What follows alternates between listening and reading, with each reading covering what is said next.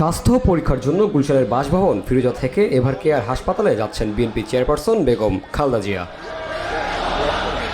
বুধবার সন্ধ্যা 6:40 তিনি হাসপাতালের উদ্দেশ্যে রওনা করেন। এর আগের দিন সকালে বিএনপি চেয়ারপারসন বেগম খালেদা জিয়াকে শারীরিক কিছু জরুরি পরীক্ষা নিরীক্ষার জন্য হাসপাতালে নেওয়ার সিদ্ধান্ত নেওয়া হয়েছে বলে গণমাধ্যমকে জানান বিএনপি চেয়ারপারসনের ব্যক্তিগত চিকিৎসক অধ্যাপক ডাক্তার AZM জাহিদ হোসেন এবং তার একান্ত সচিব ABM Abdus Sattar.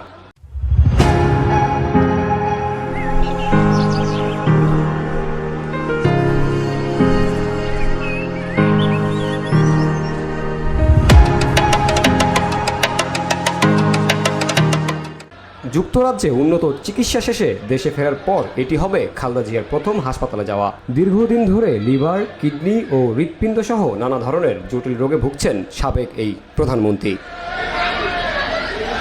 VOD Bangla news desk.